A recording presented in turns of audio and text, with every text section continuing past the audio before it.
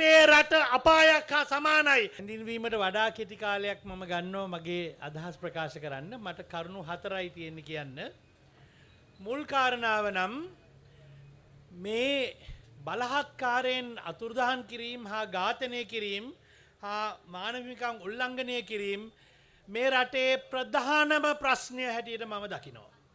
මේවට වග නොවීම මේකට නිසි පිළිවෙල නිසි පියවරල් නොගැනීම අපේ හැමෝගෙම ලැජ්ජාවට කාරණාවක්.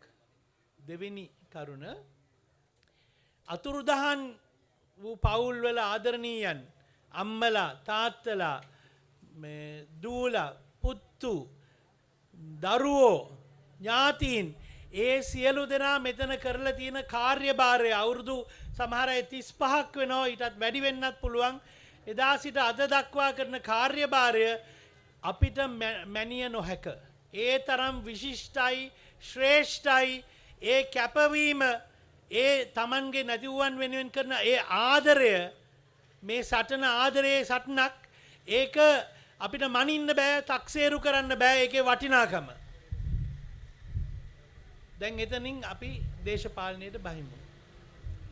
තුන්වෙනි කාරණාව තමයි අපේ දැඩි කනගාටුවට හේතු වෙන්නේ මේ ආණ්ඩුව අනිත් ආණ්ඩු වගේමයි සමහර විට ඊටත් වඩා දරුණු වෙන්න ඉඩ තියෙනවා.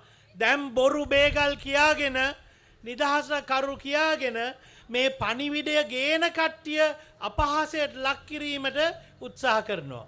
මේ ආණ්ඩුවෙන් සතයක්වත් ලැබිලා නැහැ සාධාරණ විදියට. ඒ නිසා මේ ආණ්ඩුව Taman විසින් කරන්නේ නැත්තම් මේ වැදගත් සාධාරණ අත්‍යවශ්‍ය ක්‍රියාවලිය මේ වගවීම මේ යුක්තිය මේ සත්‍ය මේ හානිපූර්ණය හා නැවත සිදු නොවීමට ඒගොල්ලෝ ඒ ක්‍රියාමාර්ග ගන්නේ නැත්තම් ඒක කරවන්න වෙනවා. ඒ නිසා තමයි මගේ 4 වෙනි කාරණාව ඇති මේ අම්මලා තාත්තලා තනියම කරපු සටන ඇති. දැන් මේක අපි තේරුම් ගන්න ඕන මේක පොදු රටේ සටනක්. මගේ සටනක් අපේ සටනක්. අපේ රටේ ලැජ්ජාවට සදා ලැජ්ජාවට කාරණාවක් අපි මේක අතුරුදහන් වූ පවුල් වල සටනක් හැටියට සලකන එක. ඔයාගේ මගේ හැමෝගෙම සටනක් මේක.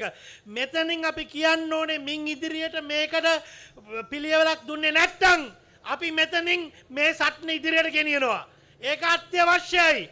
අම්මලා තාත්තලා කරපු වැඩ ඇති. ඒගොල්ලන්ගේ නායකත්වය යටතේ පිටිපස්සෙන් අපි ආ යුතුමයි. මේක පාර්ලිමේන්තුවට ගෙනියන්න ඕනේ, ජාත්‍යන්තරයට ගෙනියන්න ඕනේ. හැම තැනටම ගෙනියන්න ඕනේ. මේක විසඳුවේ නැත්තම් අපේ රට අපායක් හා සමානයි. අපේ රටේ සාධාරණයක් නැහැ. අපේ රටේ කිසිම යුක්තියක් නැහැ.